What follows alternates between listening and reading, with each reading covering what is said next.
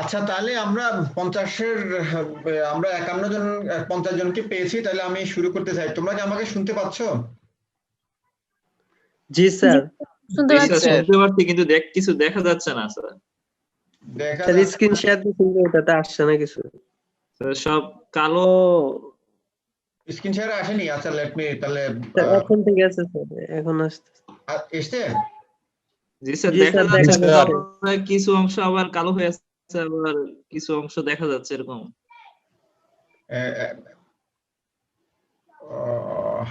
এখন ঠিক আছে? এখন স্যার নিচের অংশটা একটু কালো। তাহলে আমি দাঁড়াও, তাহলে সমস্যা কালো থাকলে সমস্যা নাই। আমি স্টপ করে তাহলে আমি আবার দিচ্ছি। তাহলে একটু প্লিজ, তাহলে একটু পেশেন্ট।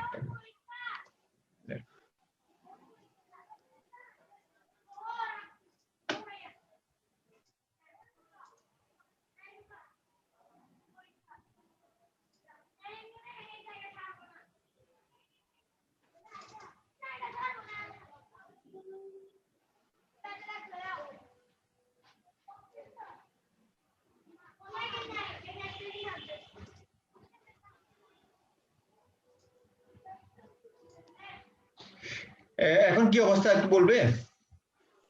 জি স্যার, এখন দেখা যাচ্ছে তো। আচ্ছা, তাহলে প্রথমত আমরা কিন্তু আজকে নতুন চ্যাপ্টার শুরু করব, এবং সেই চ্যাপ্টারের ম্যাটেরিয়ালস গুলো আমি তোমাদেরকে ইমেইলে পাঠিয়েছি, যেটি সারফেস টেনশন আমরা শুরু করবো বলে আজকে চিন্তা করেছি।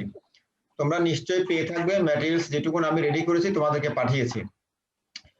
আমি গত ক্লাসে আমরা এই প্রপার্টিজ অফ ম্যাটারটা প্রায় শেষ করেছিলাম, কিন্তু আমরা আর একটা প্রবলেম দিয়ে এই ক্লাসটাকে শেষ করতে চাই। সেজন্য আমি শুধু একটা প্রবলেমই আমি অ্যাড করেছি, based on some mathematical expressions. আমি সেজন্য তোমাদেরকে এটি আর নতুন করে পাঠাই। লাস্ট পেজে চলে আসলাম, যেটি প্রবলেম 6 হিসেবে দেওয়া আছে, নিশ্চয়ই সেটা তোমরা দেখতে পাচ্ছ। তোমরা একটু কষ্ট করে এই প্রবলেমটা তুলে নিবা, অথবা ছবি তুলে নিবা, অথবা বইয়ের রেফারেন্স দেয়া আছে। আমার ভার্সনের সাথে যদি মিলে তাহলে তুমি হুবহু পেয়ে যাবা, অথবা যদি আমার ভার্সনের সাথে যদি না মিলে তাহলে তুমি হয়তো 2-1 পেজ সামনে বা পরে পেয়ে যাবা।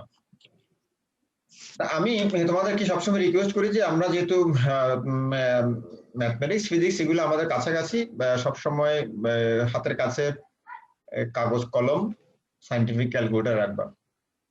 আমরা ফিজিক্সে যেটি চিন্তা করি, আমরা সবসময় কতগুলো পার্ট আমরা দেই, এ বি সি ডি, সেই হিসাবে আমরা চেষ্টা করি প্রত্যেকটা চ্যাপ্টারের সাথে একটা করে ম্যাথমেটিক্যাল প্রবলেম দেওয়ার জন্য। সেই ম্যাথমেটিক্যাল প্রবলেমটা আমরা যে সমস্ত থিওরিগুলো পড়ি, সেই থিওরিগুলার সাধারণত থিওরিগুলার সাথে রিলেশনশিপ থাকে। তো সেই হিসাবে আমরা দুটো এক্সপেরিমেন্টাল ডিটেলস, যেটি আমরা আসলে থিওরিটিক্যালি আমরা সেটি করেছি, কিন্তু এক্সপেরিমেন্ট করা যায়। ওখানে আমরা দিয়েছিলাম রিজিডিটি মডুলাস বের করা, ইয়াং মডুলাস বের করা। তো আমরা এই রিজিডিটি মডুলাস যেটি বের করবার জন্য আমরা যে টরিজন পেন্ডুলাম নিয়েছিলাম, সেই পেন্ডুলামের উপর বেসিস করে আমরা এই ম্যাথমেটিক্যাল প্রবলেমটা আমি জাস্ট ব্রিজলাল বই থেকে পিক করেছি। তোমরা একটু তাহলে তুলে নাও, আমি একটু পড়ি। Uniform metal disc of diameter 0.1 meter and mass 1.2 kilogram is fixed symmetrically to the lower end of a torsion wire.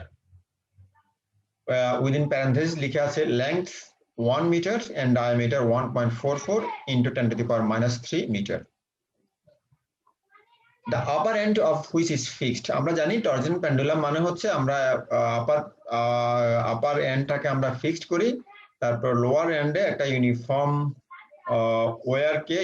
ওয়্যারের নিচে আমরা সিলিন্ডারিক্যাল ডিস্ক বসিয়ে দিই, ভারী ম্যাসিভ। তারপর সেটাকে আমরা টার্ন করে আমরা সেটা টাইম পিরিয়ড বের করি।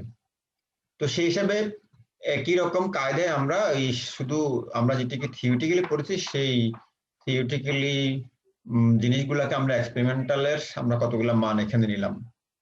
সেকেন্ড লাইনে লিখলাম the time period of the torsional oscillator is 1.98 second. তারপর হচ্ছে calculate the modulus of rigidity of the material of the wire। তাহলে আমরা এই যে মডুলাস বা মডুলি যেটি বলি, যে কনস্ট্যান্ট যেগুলো বের করবার চেষ্টা করি বা আমরা পড়েছি, সেই রকম একটা রিজিডিটি মডুলাস এখানে বের করবার জন্য প্রশ্ন দেয়া আছে, যেটি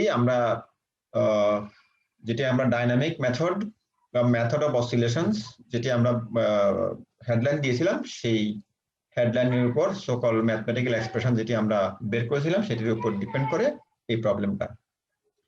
তাহলে বরাবরের মতো আমরা যেটি করে থাকি তাহলে হচ্ছে এক নাম্বার হচ্ছে আমরা সলিউশন করবার সময় প্রথমে আমরা লিখে নেই যে কোন কোন মানগুলো দেয়া আছে। তাহলে আমরা লিখে নিই আগে গিভেন দ্যাট। তাহলে আমরা প্রথম থেকে শুরু করি, তোমরা জাস্ট একটু খাতায় লিখে রাখো। তাহলে a uniform metal disc of diameter 0.1 metre. তাহলে এই ডিস্ক যেটি নিয়েছি, তাহলে ডিস্কের ডায়ামিটার হচ্ছে 0.1 মিটার, তারপর ম্যাস হচ্ছে 1.2 কিলোগ্রাম। তাহলে 1.2 কিলোগ্রাম নিশ্চয়ই সেটি হচ্ছে ম্যাসিভ, একটি বেশ ভারী। It's fixed symmetrically to the lower end of the original wire। তাহলে ওয়্যারটা কি, ওয়্যারের লেংথ হচ্ছে 1 মিটার। তাহলে ওয়্যারের লেংথ লিখো 1 মিটার, আর ওয়্যারের ডায়ামিটার হচ্ছে 1.44 into 10 to the power minus 3 metre. আচ্ছা, তাহলে এখন দেখো এখানে ডায়ামিটার আছে দুটো, একটা হচ্ছে ডিস্কের ডায়ামিটার আর একটা হচ্ছে আমরা যে ওয়্যারের রিজিডিটি মডুলাস বের করব সেটির ডায়ামিটার। তাহলে অবভিয়াসলি তোমরা যেহেতু ম্যাথমেটিক্সের আমাদের কনভেনশন হচ্ছে দুটো রেডিয়াস বা দুটো ডায়ামিটার যদি থাকে তাহলে আমরা যেটি কম মান সেটিকে আমরা লোয়ার কেস ইউজ করি, যেটি বেশি মান সেটিকে আমরা আপার কেস ইউজ করি। তাহলে অ্যাকর্ডিংলি আমরা সেভাবেই করেছি। তাহলে প্রথমটার ভিতর লিখে রাখো ডায়ামিটার, তাহলে ডি লিখবার সময় এটি লিখতে হবে আপার কেসের big D is equal to 0.1/2 metre. আর নিচে যেটি ওয়্যার যেটি দেওয়া আছে সেই ওয়্যারের রেডিয়াস হচ্ছে 1.44 into 10 to the power minus 3/2 metre. তাহলে এটি লোয়ার কেস। তার মানে এখানে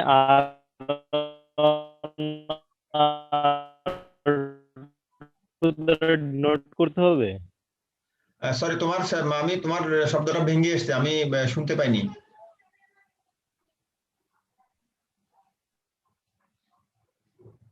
স্যার আমি বলছি যে এখানে মানে আমাদের যে ডায়ামিটারটা আছে মানে বড়টা যেটা সেটাকে R1 এবং ছোটটাকে R2 দ্বারা ডিনোট করতে হবে এখানে।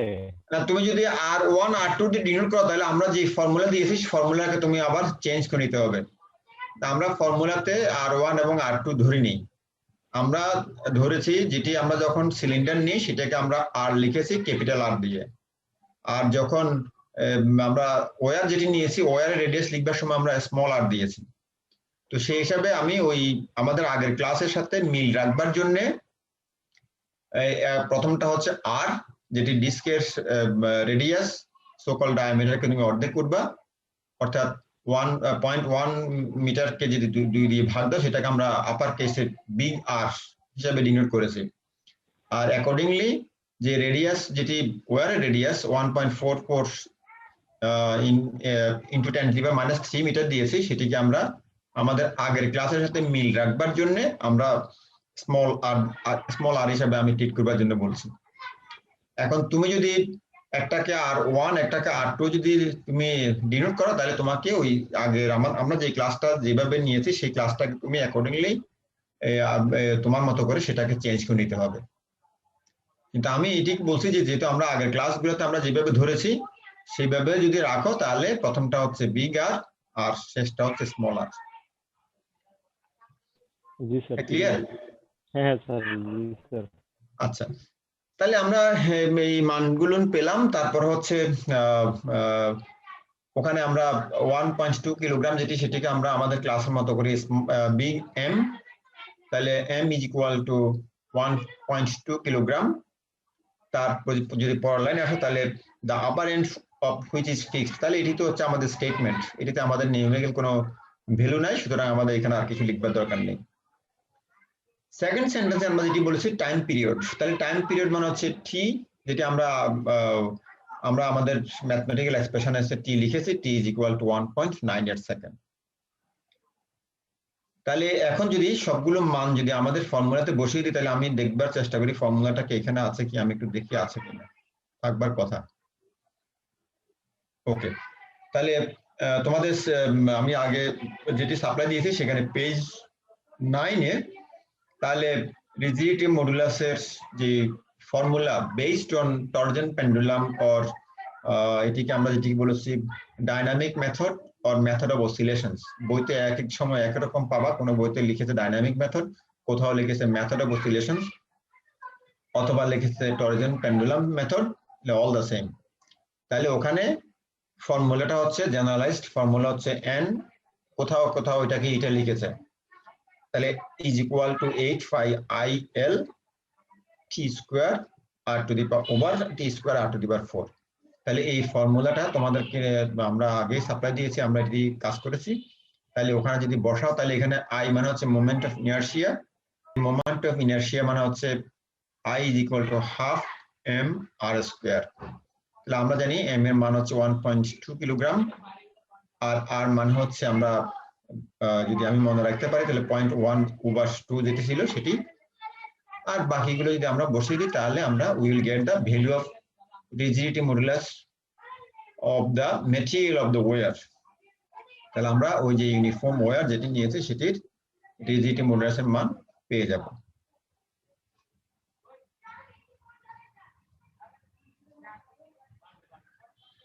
আচ্ছা, তাহলে যদি বসাও, তাহলে আমি এটি ক্যালকুলেশন আমি করে দেখিনি, তোমরা তাহলে তোমাদের মতো করে দিবা। আমি যেহেতু বই থেকে এই প্রবলেমটাকে পিক করেছি, তাহলে বইতে যে রেজাল্টটা লিখে আছে আমি সেই রেজাল্টটা শুধুমাত্র এখানে বসিয়ে দিয়েছি। যদি এটির মতো যদি সব মান বসাও, তোমরা ক্যালকুলেশন করে দেখবা, যদি মিলে তাহলে ইটস ফাইন, না মিললে তোমাদের যেই মান আসবে সেটি হচ্ছে আমাদের রিজিডিটি মডুলাসের মান। মান কি এসছে সেটি দেখবার দরকার নাই, দেখবা যে হচ্ছে তুমি প্রপারলি ভ্যালুগুলা বসাতে পারলে কিনা। তাহলে অ্যাকর্ডিংলি এই মানগুলো যদি আমরা বসাই, তাহলে যেটি বই বলেছে 3.6 into 10 to the power 9 newton per metre square হচ্ছে আমাদের এই প্রবলেমের অ্যান্সার। তা তোমরা এটি সময় করে এটি মিলিয়ে দেখবা। তাহলে মূল কথা হচ্ছে আমরা এই চ্যাপ্টারের যে ম্যাথমেটিক্যাল এক্সপ্রেশনস বা ম্যাথমেটিক্যাল ফর্মুলা যেগুলো আমরা তোমাদেরকে পরীক্ষার জন্য বা আমাদের সিলেবাসের জন্য পড়বার জন্য বলেছি, তাহলে এগুলোর উপর ডিপেন্ড করে আমরা মোটামুটি একটা করে প্রবলেম তোমাদেরকে দিতে পারলাম। পরীক্ষাতে ঠিক এক্স্যাক্টলি এই সমস্ত প্রবলেম আসবে নট নেসেসারি, কিন্তু এটি কাছাকাছি আসবে। এবং যেটি আমরা বরাবর যেটি করে থাকি, অর্থাৎ কখনোই আমরা এই মানগুলাকে একই সিস্টেমে দিই না, শুধু মানগুলা কিন্তু সিস্টেমটা ভেরি করা থাকবে। ভেরি করা থাকবে মানে হচ্ছে কিছু মান দেওয়া থাকবে সিজিএস সিস্টেমে, কিছু মান দেওয়া থাকবে এমকেএস সিস্টেমে, কিছু মান দেওয়া থাকতে পারে এফপিএস সিস্টেমে। তাহলে তোমাদেরকে সবগুলো মানকে একই রকম ভ্যালুতে নিতে হবে। আচ্ছা, এক। দ্বিতীয়ত হচ্ছে এখানে দেখো time period for the oscillation for time the time period of the torsional oscillator is 1.98 second.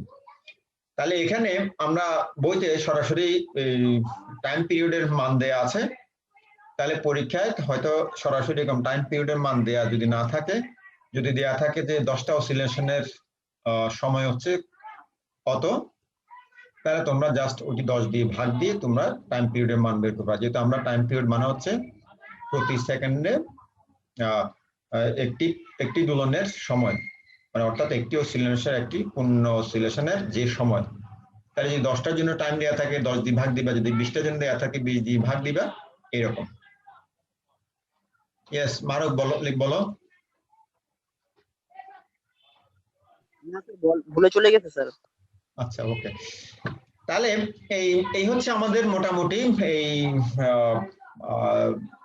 Electricity চ্যাপ্টারের আমরা যেটুকুন পড়বো বলে আপাতত আমরা ধরেছি। তাহলে আমরা এইটুকুনে এখানে শেষ রাখি। আমরা দুই একটা ক্লাস আমরা অবশ্যই বাদ রাখতে হবে, যেটা আমরা ফিজিক্যালি করবার জন্য। তো তোমরা, আমি চেষ্টা করেছি যে ইলেকট্রিসিটি যেহেতু আমরা কিছু ক্লাস আমরা থিওরি আগে করেছি, তারপরে আমি চেষ্টা করেছি এই চ্যাপ্টারটা তোমাদেরকে আবার ম্যাটেরিয়ালস গুলো সামারাইজ করে দেওয়ার জন্য। এইটুকুনি রইলো। আমরা এখন চেষ্টা করি নেক্সট চ্যাপ্টার মানে হচ্ছে আমাদের সারফেস টেনশন থেকে শুরু করবার জন্য।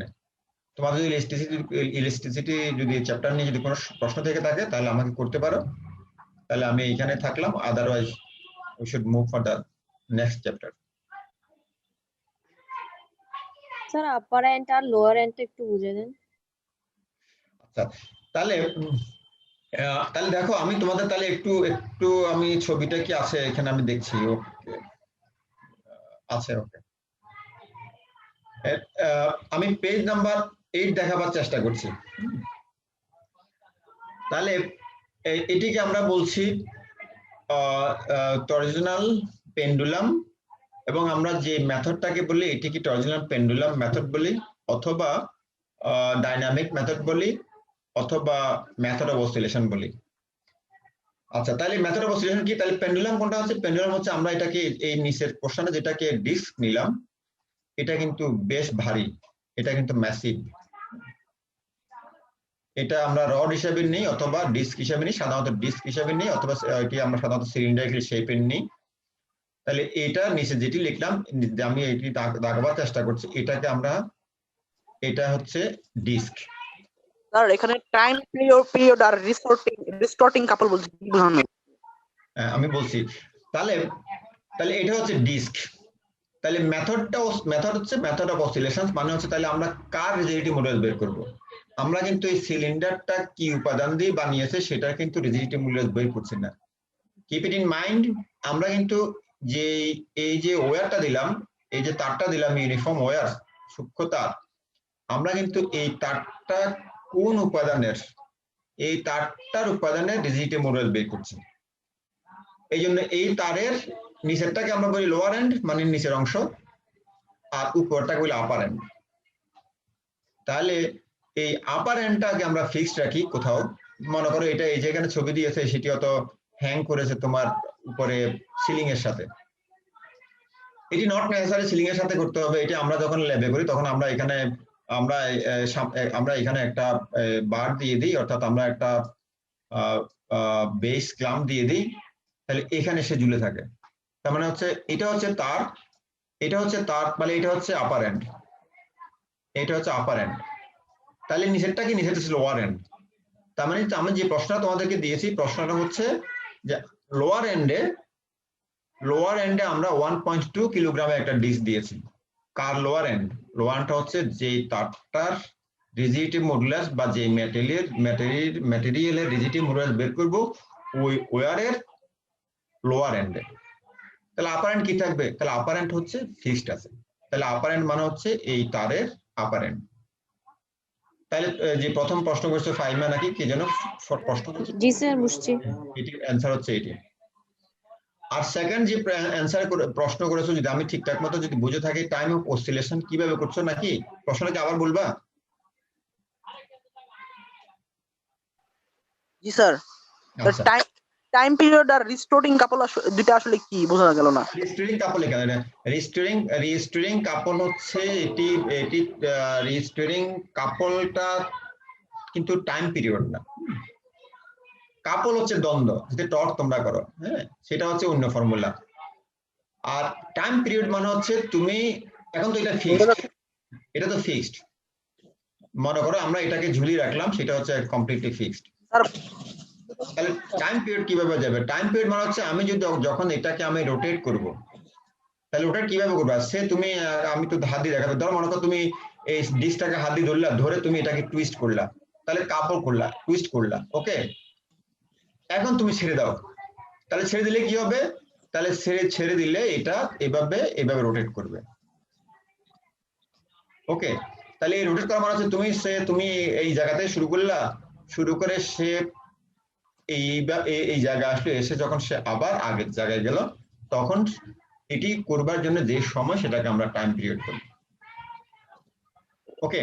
স্যার আরেকবার একটু বুঝাই বলেন স্যার, বুঝলাম না।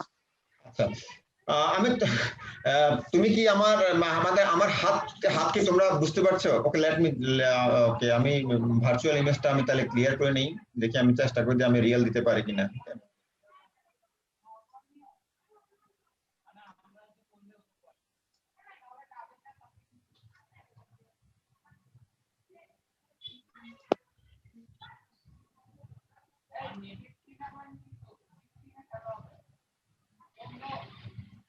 আচ্ছা, তোমরা কি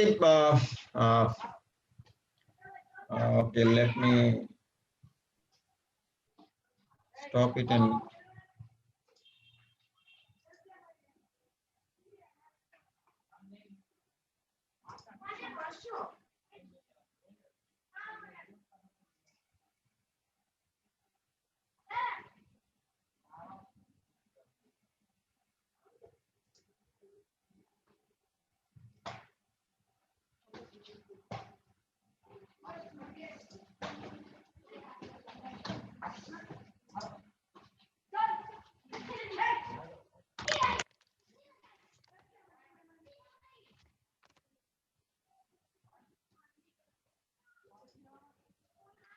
ওকে।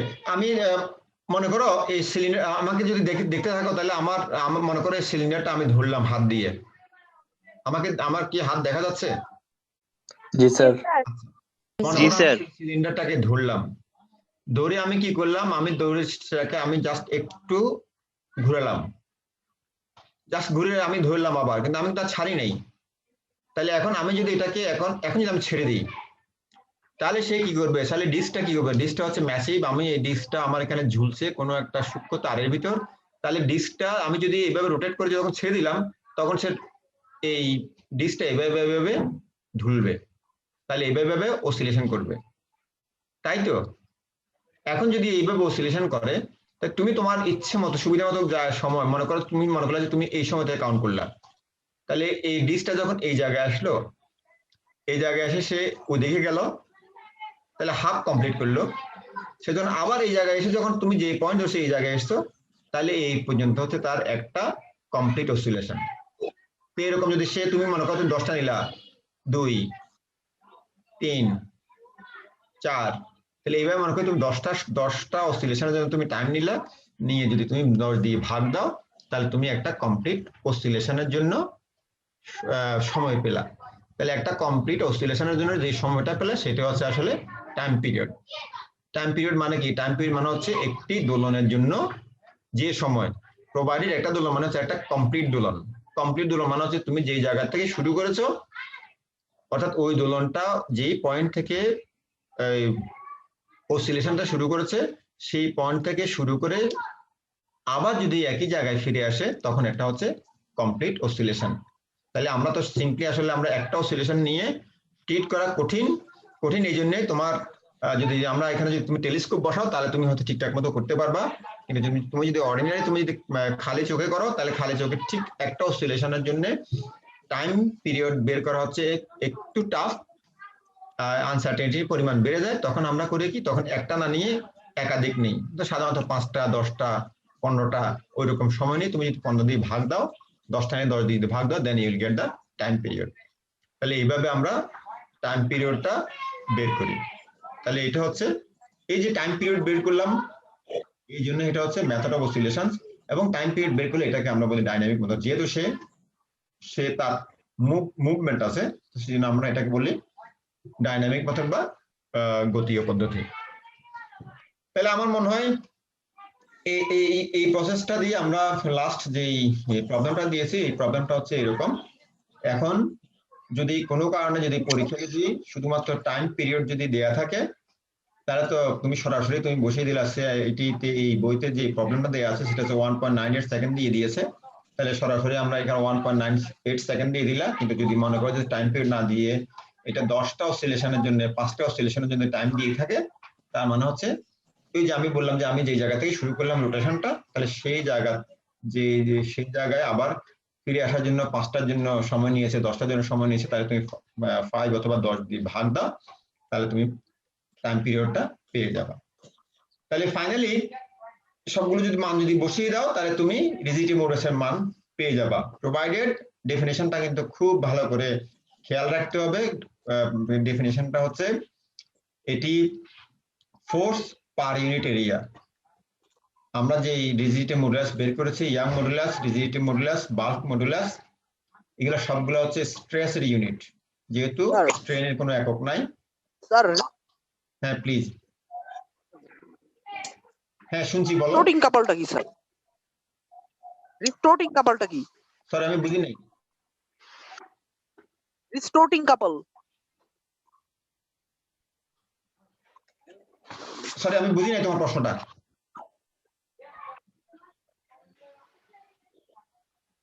স্যার রিস্টোরিং কাপলটা কি? আচ্ছা, তুমি যদি তোমরা নিশ্চয়ই স্টোরিং কাপল মানে হচ্ছে তোমরা যদি তুমি যদি একদম জেনারেল ফর্মে নিয়ে যাও, তাহলে জেনারেল ফর্মের বেসিক ফর্মুলা হচ্ছে F is proportional to X। তুমি যদি কোনো কিছুকে কোনো পেন্ডুলামকে যদি তুমি যদি রোটেট করো বা তুমি ভাইব্রেশন করো, অথবা তুমি যদি তার পেজটা যদি ডিসপ্লেস করো, তাহলে সে কিন্তু আবার আগের জায়গায় রিস্টোর করার জন্য চেষ্টা করে। সে আগের জায়গায় রিস্টোর করার জন্য চেষ্টা করে, এবং সেটা হচ্ছে এটি মোর অর লেস আমরা যেটিকে বলি it is proportional to its displacement বা এক্স। এই যে এটি তার আগের জায়গায় ফিরে আসবার চেষ্টা করে, অর্থাৎ সে আগের অবস্থানে আসবার জন্য চেষ্টা করে, আগের অবস্থানে ফিরে আসে, অর্থাৎ রিস্টোর করবার জন্য চেষ্টা করে। তখন যে আমরা এটাকে কাপল বলি। কাপল মানে হচ্ছে দ্বন্দ্ব। তুমি যদি তাকে আরেক দিকে দাও, তাহলে অবভিয়াসলি ইউ গেট সাম কাপল। ওইটাকে বলে যেহেতু রিস্টোর করবার চেষ্টা করে, তখন আমরা এটা বলি রিস্টোরিং কাপল। অর্থাৎ তুমি টুইস্ট করলা, সে কিন্তু ওই জায়গায় ফিক্স থাকবে না, সে অবভিয়াসলি সে আবার তার আগের জায়গায় ফিরে আসবার জন্য সে মুভ করবে। এটা আমরা রিস্টোরিং কাপল বলি। এটি হচ্ছে F is proportional to X। তোমরা নিশ্চয়ই সাউন্ড যদি পড়ে থাকো তাহলে ওখানেও পাবা, এটি এই জায়গায়ও পাবা। কিন্তু আমরা আবার যদি তুমি যদি সিম্পলি যদি তুমি একটা স্প্রিং দিয়ে ঝুলিয়ে দাও, তাহলে তুমি ওই জায়গায় এটিকে পাবা। তাহলে এই হচ্ছে আমাদের ইলেকট্রিসিটির মোটামুটি আমরা যেটুকুন পড়বার জন্য চেষ্টা করেছিলাম এইটুকুন। আর আমরা যদি আবার যদি লাগে তাহলে আমরা আবার হয়তো পরে ব্যাক করতে পারবো। আমরা আপাতত নেক্সট যে চ্যাপ্টার আছে সেই চ্যাপ্টারে আমি যাওয়ার চেষ্টা করছি। নিশ্চয়ই তোমরা নেক্সট ক্লাসের সকল নেক্সট চ্যাপ্টারের যে ম্যাটেরিয়ালস আমি তোমাদের জন্য এখন যেগুলো রেডি করেছি তোমাদেরকে আমি মেইল করেছি, নিশ্চয়ই পেয়েছো। তাহলে আমি ওই জায়গায় চলে যাই, ঠিক আছে? জি স্যার।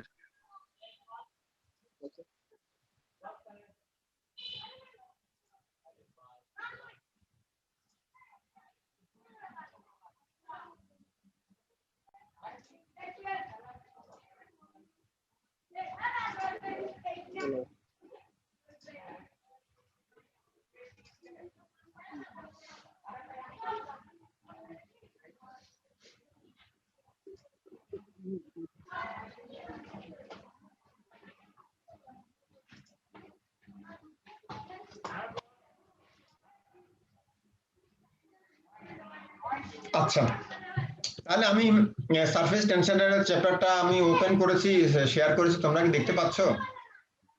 জি স্যার। জি স্যার।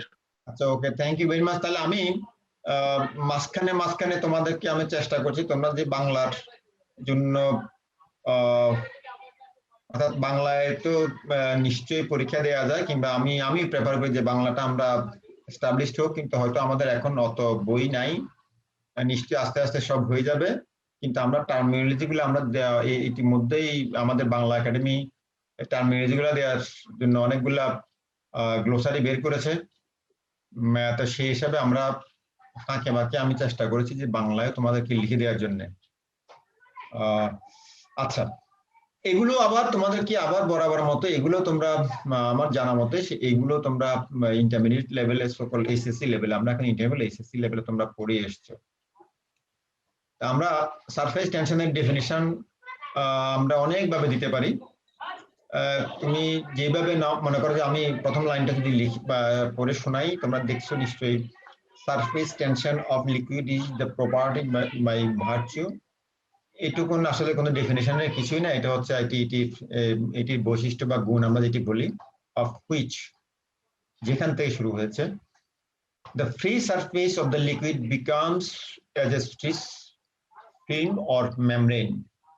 তাহলে ফ্রি সারফেস মানে কোনটা, যেটি আমরা যদি কোনো ফ্রি সারফেস মানে হচ্ছে মুক্ত তল, মানে হচ্ছে নিশ্চয়ই মুক্ত তল কোন জায়গা হবে, যেখানে ফ্রি আছে মানে হচ্ছে আপার লেভেলটাকে আমরা যদি বলি, এটিকে একটা টানা তারের মতো, সরি টানা মেমব্রেন, ফিল্ম বা মেমব্রেন মানে তন্তু বা ওইরকম কোন স্তরের মতো মনে হয়। তাহলে এটি যদি এরকম বিকামস হয়, তাহলে that means the free surface of liquid is a liquid at rest tries to have minimum surface area। যদি এটিকে যদি টানা তারের টানা ফিল্মের মতো বা মেমব্রেন যদি মনে হয়, তাহলে মেমব্রেনের মতো যদি হয়, তাহলে অবভিয়াসলি এটি সবচেয়ে কম সারফেস এরিয়া হওয়ার জন্যই সে চেষ্টা করবে।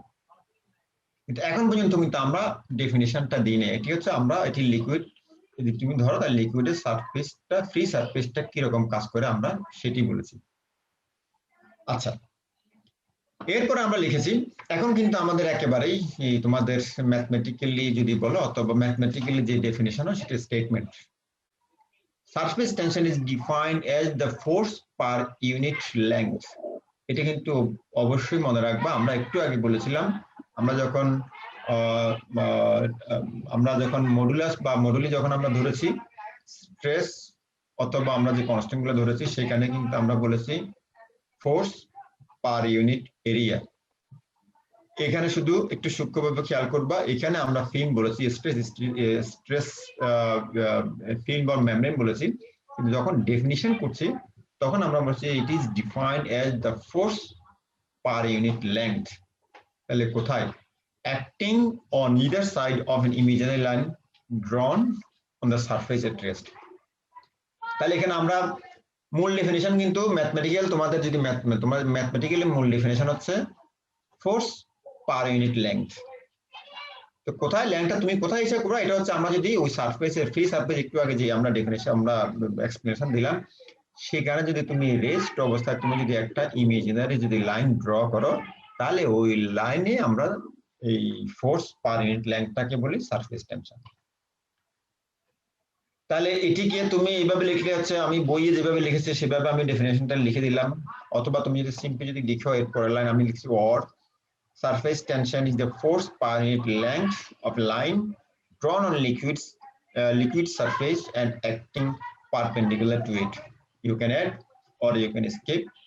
মূল কথা হচ্ছে লিকুইডের ফ্রি সারফেস সবসময় একটা টানা ফিল্ম বা মেমব্রেনের মতো হয়, ফলে এটির যে ফ্রি সারফেস আছে সেটা সবসময় মিনিমাম এরিয়া হওয়ার জন্য চেষ্টা করে। তুমি এটি যে কোনো প্র্যাকটিক্যালিও তুমি দেখতে পারো, তুমি যদি সোপ বাবল করো, তুমি যদি ওখানে যদি একটা জাস্ট সিম্পলি একটা সুতা দিয়ে দাও, তাহলে তুমি যদি একদিক থেকে আরেকদিক নাড়া, তাহলে সুতাটা দেখবে যে আস্তে আস্তে নড়ছে, এবং তুমি যদি একদিকে বাবল ফুটা করে দাও, তাহলে তুমি দেখবা যে এটি ক্লিয়ার তুমি চেঞ্জ না দেখতে পারবা।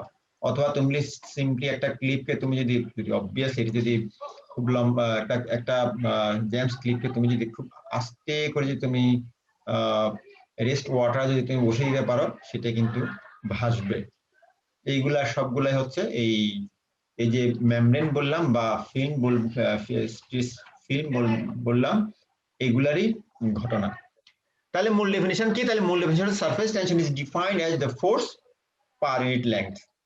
তাহলে ফোর্স পার ইউনিট যদি লেংথ হয়, তাহলে এটি তুমি রিজিডিটি মডুলাস যে আমরা কনস্ট্যান্ট পেয়েছি, স্ট্রেস পেয়েছি, তাহলে স্ট্রেসের সাথে এটি ভেরি করছে, এটি হচ্ছে ভেরি করছে, ওখানে হচ্ছে আমরা সারফেস, এটি ওখানে আমরা পার ইউনিট এরিয়া নিয়েছি, আর এটি হচ্ছে পার ইউনিট লেন্থ।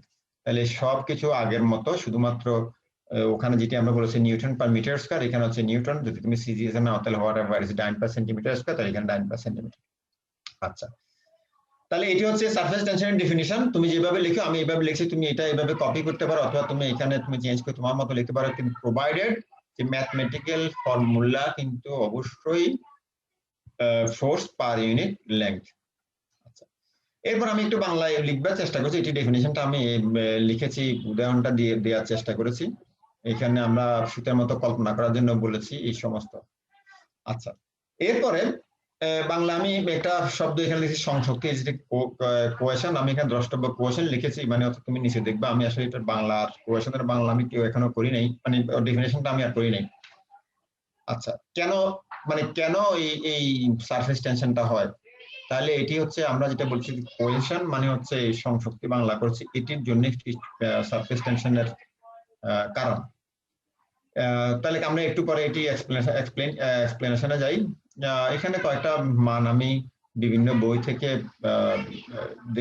দিয়ে কোন কোন ধরো এখানে আমি দিয়েছি ইথাইল অ্যালকোহল, ওয়াটার, এগুলোর পৃষ্ঠটান কত আমি এখানে বসিয়েছি। তাহলে এটি কিন্তু তোমার মনে রাখবার কোনো দরকার নেই, জাস্ট হচ্ছে কয়েকটা মান আমি শুধু দিয়েছি, এবং এই টেম্পারেচার দিয়েছি, মানে হচ্ছে অবভিয়াসলি ডিপেন্ডস অন টেম্পারেচার। আচ্ছা, তাহলে কোয়েশন যেটি বললাম, যেখানে বাংলায় লিখবার সময় যে কোয়েশন বলেছি, তাহলে আসলে আমরা এটিকে এক্সপ্লেইন করবার জন্য, অর্থাৎ আমরা এই সারফেস টেনশনকে এক্সপ্লেইন করবার জন্য আমরা অনেকগুলা এক্সপ্লেনেশন আছে, যেটা আমরা এটাকে মলিকুলার থিওরি দিয়ে এক্সপ্লেইন করি। মলিকুলার থিওরি আমরা নিশ্চয়ই সলিড কাকে বলে, লিকুইড কাকে বলে, গ্যাস কাকে বলে, প্লাজমা কাকে বলে, আমরা এগুলো জানি, সুতরাং আমরা ওইদিকে আর যাচ্ছি না। আচ্ছা, এই টার্মিনোলজি আমাদের লাগবে। একটা হচ্ছে কোয়েশন or coercive force, এটি কাকে বলে? তাহলে এটি হচ্ছে the attractive forces between the molecules of substance। তাহলে মলিকুলের ভিতর একটা সাবস্টেন্সের মলিকুলের ভিতরের মলিকুলের মধ্যকার যে অ্যাট্রাকটিভ ফোর্স আছে, এটাকে আমরা কোয়েসিভ ফোর্স বলি। আরেকটু লাইন দিয়ে লিখেছি, coercive force is the force of attraction between the molecules of the same substance। তাহলে ওখানে আমরা যেটা সাবস্টেন্স বলেছি, এটা আসলে আমরা বোঝাবার চেষ্টা করছি একটা সাবস্টেন্সের ভিতরকার যে ইন্টারমলিকুলার যে অ্যাট্রাকশন, সেটাকে আমরা বলি কোয়েশন বা কোয়েসিভ ফোর্স। অর্থাৎ যদি একটা মলিকুলের ভিতরকার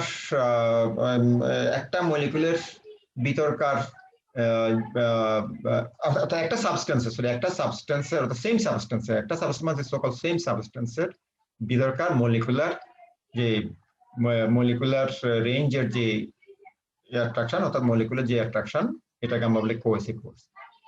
তারপরে কিছু এক্সাম্পল দেওয়া আছে, তাহলে মনে রাখবা একটা সাবস্টেন্স সকল একই সাবস্টেন্সের মলিকুলের ভিতরকার যে ইন্টারমলিকুলার অ্যাট্রাকশনটা বলে কোয়েশন বা কোয়েসিভ ফোর্স। এটির উল্টা বলা ঠিক না, এটি হচ্ছে যদি আমরা ডিফারেন্ট সাবস্টেন্স নিই বা সেম সাবস্টেন্স নিয়ে যদি ডিফারেন্ট সাবস্টেন্স নিই, সে আমি যদি প্রথমটাতে যদি মনে করো তুমি ওয়াটার, তাহলে ওয়াটারের ভিতরের এই মলিকুলের যে ফোর্স অফ অ্যাট্রাকশন বা অ্যাট্রাকটিভ ফোর্স বা অ্যাট্রাকশন, সেটাকে আমরা কোয়েশন। এটিকে আমরা হচ্ছে অপোজিট হচ্ছে এডিশন বা এডিসিভ ফোর্স। তাহলে এটিকে ডেফিনেট কি বলে? the attractive forces between the molecules of the different substances। তাহলে আমরা আগে বলেছি হচ্ছে একটা সাবস্টেন্সের সকল সেম সাবস্টেন্সের ভিতরকার মলিকুলার অ্যাট্রাকশন, আর এডিসিভ হচ্ছে যদি ডিফারেন্ট সাবস্টেন্সের ভিতরকার মলিকুলার অ্যাট্রাকশনকে আমরা বলি এডিসিভ বা এডিশন। সে তুমি ওয়াটার নিলা, ওয়াটার সাথে তুমি আরটা নিলা, সে ওয়াটার এয়ার,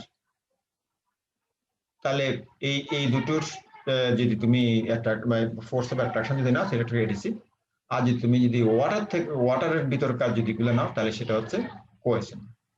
আচ্ছা, আর একটা শব্দ আমাদের এগুলাকে বাংলায় কি করে দেন নাই?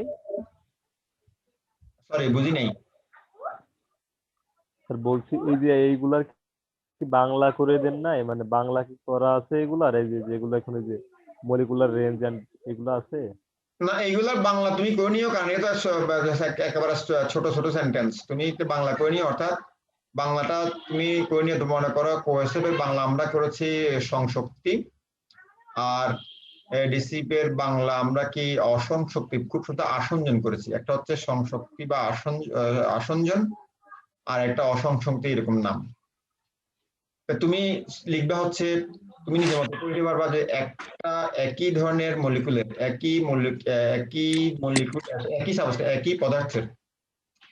একই পদার্থের ভিতরকার মলিকুলের অ্যাট্রাকশন বা আকর্ষণ অথবা আন্ত আকর্ষণকে আমরা বলি অ্যাডিসিভ কোহেশন বা কোহেসিভ ফোর্স। আর যদি ভিন্ন ভিন্ন ভিন্ন পদার্থের মলিকুলের মধ্যকার আকর্ষণ আমরা বলি এডিসিভ বা এডিশন। তুমি বাংলা করে নিও। এটা কোন জটিল কিছু না, সিম্পল সেন্টেন্স। মানে হচ্ছে তুমি একটা সাবস্টেন্স যদি নাও, অর্থাৎ একটা পদার্থ যদি নাও, তাহলে একই পদার্থের ভিতরকার যে মলিকুলার যে অ্যাট্রাকশন সেটাকে আমরা বলি কোহেশন। আর যদি ভিন্ন ভিন্ন যদি পদার্থ হয়, অর্থাৎ ভিন্ন ভিন্ন পদার্থের ভিতরকার মলিকুলার অ্যাট্রাকশনকে আমরা বলি এডিশন বা এডিসিভ ফোর্স। এরপর যেটি লাগবে সেটি হচ্ছে আমাদের এই শব্দটা আমাদের খুব দরকার, এটাকে আমরা বলি মলিকুলার রেঞ্জ। একটা হচ্ছে মলিকুলার রেঞ্জ, আর একটা হচ্ছে স্পেয়ার অফ ইনফ্লুয়েন্স। মানে এই দুটো টার্ম আমাদের লাগবে। তাহলে এটার ডেফিনিশনটা আমি লিখবার চেষ্টা করছি এরকম: the maximum distance up to which the force of attraction between two molecules is appreciable is called molecular range. তাহলে কি? The maximum distance up to which the force of attraction between two molecules is appreciable, মানে হচ্ছে আমি যে একটু আগে definition বললাম, definition আমরা বলেছি একটা সাবস্টেন্সের ভিতরকার মলিকুলের ভিতর অ্যাট্রাকশনকে আমরা বলি কোহেশন। তাহলে এই যে অ্যাট্রাকশন বললাম, তাহলে অ্যাট্রাকশনটা কোন কতটুকু জায়গা জুড়ে কাজ করবে, কতটুকুর ভিতর সে কাজ করবে। তাহলে আমরা এখানে বলেছি দা ম্যাক্সিমাম ডিস্টেন্স, অর্থাৎ যদি আমরা যে দুইটা মলিকুল বললাম, এই দুইটা মলিকুল ম্যাক্সিমাম যতটুকু ডিস্টেন্সের ভিতর কাজ করবে সেটাকে আমরা মলিকুলার রেঞ্জ। এবং এটির অর্ডার, এটি এক এক বইতে এক এক রকম লিখেছে। কোন বইতে লিখেছে এটি 10⁻⁷, তবে বেশিরভাগ বইতে লিখেছে এটির অর্ডার হচ্ছে এটি হচ্ছে অ্যাপ্রক্সিমেটলি 1 ন্যানোমিটার। তাহলে এই 1 ন্যানোমিটার রেঞ্জ, অর্থাৎ এই দুইটা মলিকুলার যে ম্যাক্সিমাম ডিস্টেন্স 1 ন্যানোমিটার বা 10⁻⁻⁻ মিটার, এর ভিতরে থাকলেই এই যে আমরা বললাম যে অ্যাট্রাকটিভ ফোর্স, সেই এক ফোর্সটা কাজ করবে। এই ম্যাক্সিমাম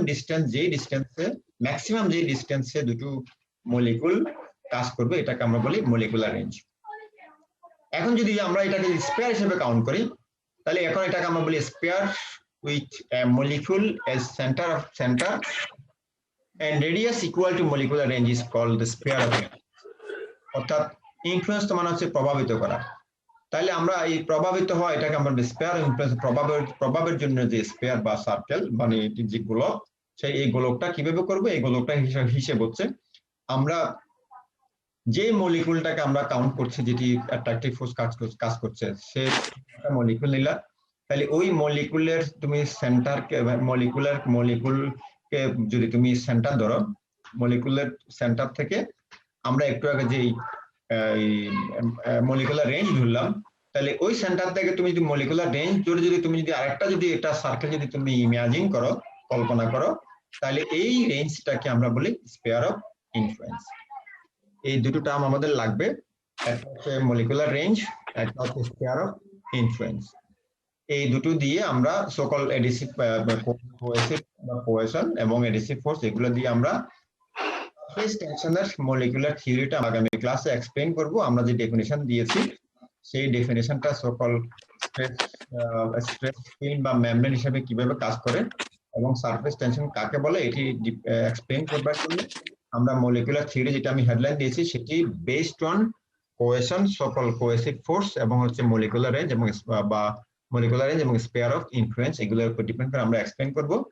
এই টার্মগুলোকে তাহলে মনে রাখবে। এই টার্মগুলো এক হচ্ছে কোহেসিভ ফোর্স হচ্ছে একটা সাবস্টেন্সের সকল সেম সাবস্টেন্সের ইন্টারমলিকুলার অ্যাট্রাকশন। কোহেসিভ বা অ্যাডিসিভ বা এডিশন, এটিকে আমরা বলি হচ্ছে ডিফারেন্ট সাবস্টেন্সের ইন্টারমলিকুলার অ্যাট্রাকশন। আর মলিকুলার রেঞ্জ হচ্ছে যে অ্যাট্রাকশন তখন ধরে বললাম, সেই অ্যাট্রাকশনটা যে ম্যাক্সিমাম যে ডিস্টেন্স পর্যন্ত কাজ করবে, সেটা হচ্ছে কারণ আমরা বলি মলিকুলার রেঞ্জ। এবং এই মলিকুলার রেঞ্জ হচ্ছে মোর অর লেস 1 ন্যানোমিটার। এবং আমরা যদি এই একটা মলিকুলকে যদি ধরে নিই, নেইবারিং মলিকুলার যে মলিকুলটার সেন্টারটাকে আমরা যদি মনে করলাম যে আমরা একটা সেন্টার, এবং এই সেন্টার থেকে আমরা যে ম্যাক্সিমাম রেঞ্জ নিলাম, সেই রেঞ্জটাকে যদি আমি একটা রেডিয়াস ধরি, তাহলে এই রেডিয়াস ধরে তুমি যদি একটা স্পেয়ার যদি তুমি ড্র করো, ইমাজিন করো, তাহলে এই স্পেয়ারটাকে আমরা বলি স্পেয়ার অফ ইনফ্লুয়েন্স। তাহলে এই হচ্ছে আমাদের টার্মস। তাহলে টার্মস কি কি? এক নম্বর হচ্ছে আমরা তো বাই ডেফিনেশন, যেহেতু আমরা সারফেস টেনশন বলছি, সারফেস টেনশনের ডেফিনেশন এটি হচ্ছে আমরা এই লিকুইডের ফ্রি সারফেসটাকে যদি আমরা একটা ইমাজিনারি লাইন ড্র করি, তাহলে আমরা ফোর্স পার ইউনিট লেংথ এটিকে আমরা বলি সারফেস টেনশন। তাহলে ফোর্স পার ইউনিট যার লেংথ যেহেতু বলেছি, তাহলে এটি স্ট্রেসের সাথে ডিফারেন্স হচ্ছে, স্ট্রেস হচ্ছে ফোর্স পার ইউনিট এরিয়া, আর এই জায়গা হচ্ছে ফোর্স পার ইউনিট লেংথ। তাহলে এটি আগের চেয়ে জাস্ট চেঞ্জ করবা ডাইমেনশনালি। এটি আমরা আগে যেটি বলেছি force per unit area newton per metre square, তাহলে অবশ্যই এটি এই জায়গা হবে নিউটন পার মিটার। এবং এটি কি এক্সপ্লেইন করবে যেন আমরা স্ট্রেস মেমব্রেন অর ফিল্ম বলেছি, তাহলে এটিকে এক্সপ্লেইন করবার জন্য সবচেয়ে সুন্দর এক্সপ্লেনেশন হচ্ছে মলিকুলার থিওরি দিয়ে এক্সপ্লেইন করা। তাহলে মলিকুলার থিওরি দিয়ে এক্সপ্লেইন করতে গেলে আমাদের এই চারটা টার্ম লাগবে। একটা হচ্ছে কোহেশন, একটা হচ্ছে এডিশন, একটা হচ্ছে মলিকুলার রেঞ্জ, একটা হচ্ছে স্পেয়ার অফ ইনফ্লুয়েন্স। তাহলে কোহেশন মানে হচ্ছে যদি একটা সাবস্টেন্সের সকল সেম সাবস্টেন্সের ইন্টারমলিকুলার অ্যাট্রাকশন, এটা হচ্ছে কোহেশন। এডিশন হচ্ছে যদি ডিফারেন্ট সাবস্টেন্সের ইন্টারমলিকুলার অ্যাট্রাকশন, এটাকে আমরা বলি এডিশন। তাহলে এই অ্যাট্রাকশনটা ম্যাক্সিমাম যে রেঞ্জ পর্যন্ত কাজ করবে, দুইটা মলিকুলার মধ্যে ম্যাক্সিমাম যে রেঞ্জে কাজ করবে, এটাকে আমাদের মলিকুলার রেঞ্জ। এবং এটির ভ্যালু হচ্ছে মোর অর লেস 1 ন্যানোমিটার। এবং এই 1 ন্যানোমিটারকে যদি রেডিয়াস ধরে আমরা যে কোনো একটা মলিকুলার সেন্টারকে যদি নিই, যদি আমরা একটা স্পেয়ার যদি নিই, তাহলে এটিকে আমরা বলি স্পেয়ার অফ ইনফ্লুয়েন্স, মানে কতটুকু প্রভাবে এই স্পেয়ারটা কাজ করছে। তাহলে এইটুকু নিয়ে আজকে থাকুক। আমরা আগামী ক্লাসে হচ্ছে আমরা এগুলোর উপর বেসিস করে আমরা molecular theory of surface tension আমরা এক্সপ্লেইন করবো আগামী ক্লাসে। এইটুকু যদি তোমাদের যদি কোনো প্রশ্ন থেকে থাকে তাহলে আমাকে বলতে পারো।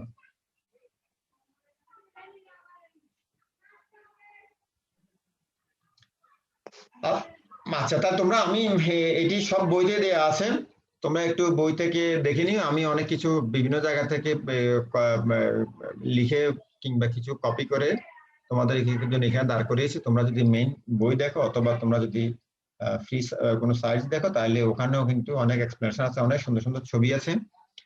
আমি এখানে আচ্ছা একটা আগামী ক্লাসে বলবো। আমি এখানে একটা ছবি দিয়েছি, এরকম 2টা পয়েন্ট দিয়ে ছবি দিয়েছি, যেটি আমি বইয়ের সাথে আমাদের টেক্সট বুকের সাথে অনেকটুকু মিল আছে, সেজন্য আমি এটিকে যেখানে কালেকশন পেয়েছি সেটা নিয়ে এসেছি। তোমরা ইচ্ছা করলে আরো অনেকগুলো ছবি আছে, তোমরা অনেক গুগল, ইভেন তুমি যদি গুগলে দাও যে molecular theory, then you will get huge figures. তোমরা একটু পড়েও আসতে পারবা, আর নাহলে আমরা আগামী ক্লাসে এই সারফেস টেনশনের মলিকুলার থিওরি এক্সপ্লেইন করব basis on cohesion, molecular range and sphere of influence. তোমাদের যদি কোনো প্রশ্ন থাকে, আর না হয় আমরা আগামী ক্লাসে molecular theory of surface tension আমরা শুরু করব।